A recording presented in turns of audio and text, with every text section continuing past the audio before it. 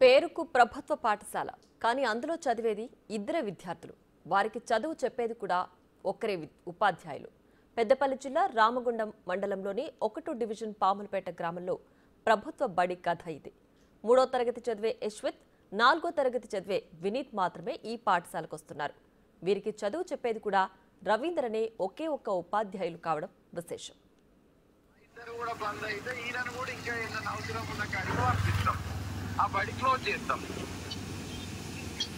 సరే sir, gate అయితే తీయమనండి sir.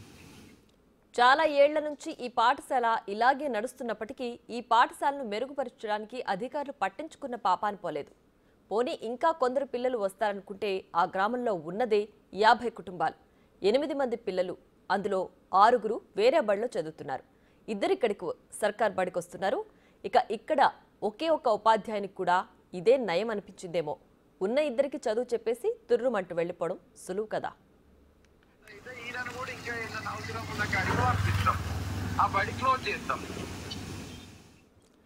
ఈ బడిలో ఉన్న ఈ 2 విద్యార్థులకు వంట చేయడానికి ఓ అవ్వ కూడా ఉంటుంది.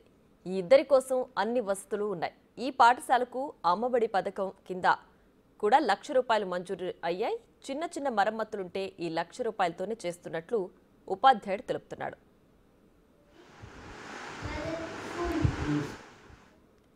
మరో విచిత్రం ఏంటంటే ఈ పాఠశాల వైపు మీడియా ప్రతినిధులు తొంగి చూడకుండా తగు జాగ్రత్తలు తీసుకోవడం. మీడియాకు పొక్కితే ఏం జరుగుతుందో అని రోజు నడుస్తున్న బడికే బయట గేటు వేస్తుంటారు.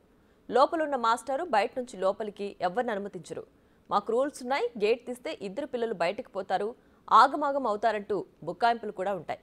బిగ్ టీవీ ప్రతినిధి ప్రశ్నించగా ఎట్టకేలకు గేట్ ఓపెన్ చేసి మాట్లాడారు ఇక్కడి ఒకే ఒక్క ఉపాధ్యాయులు.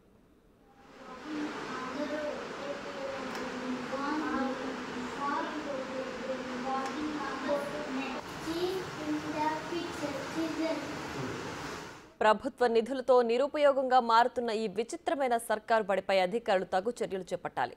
2 విద్యార్థులు ఒక్క ఉపాధ్యాయునితో సరిపెట్టకుండా చుట్టుపక్కల గ్రామాల నుంచి విద్యార్థులు ఈ పాఠశాలకు వచ్చేలా, అదనపు ఉపాధ్యాయులకు ఇక్కడ పోస్టింగ్ ఇచ్చేలా చర్యలు తీసుకోవాలి. లేకుంటే ఈ పాఠశాలకు ప్రజాధనం మరింత దుర్వినియోగం అవుతుందని చెప్పొచ్చు.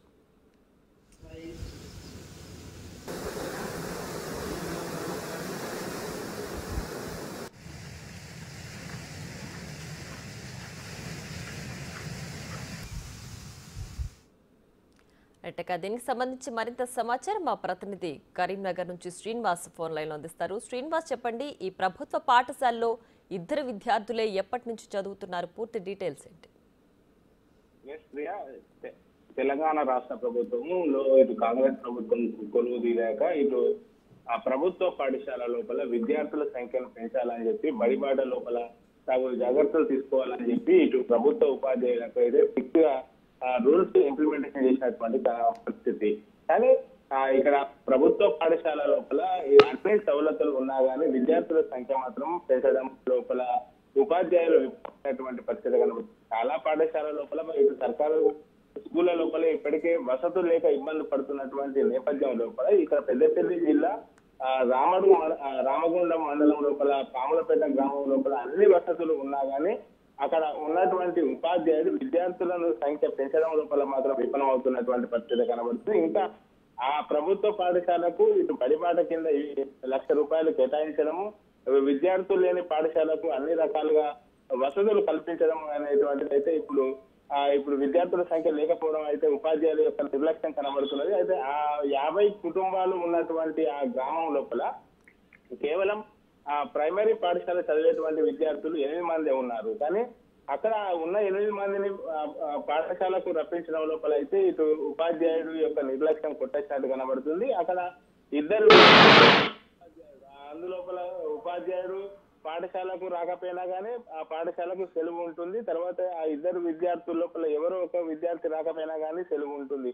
మొత్తానికైతే వచ్చామా పోయామా అనే సమయంలో కాకుండా ఇటు పాఠశాల లోపల విద్యార్థుల సవలతులు పెంచాలని చెప్పి అయితే అక్కడ ఉన్నటువంటి విద్యార్థుల యొక్క తల్లిదండ్రులు కోరుకుంటున్నారు. లేదంటే పక్క గ్రామం లోపల ఉన్నటువంటి విద్యార్థులను ఆ పాఠశాలకు వచ్చేలా చూసుకోవాలని అయితే కోరుకుంటున్నటువంటి పరిస్థితి కనబడుతుంది. ప్రియా, మనకు right Srinivas, thanks for the updates.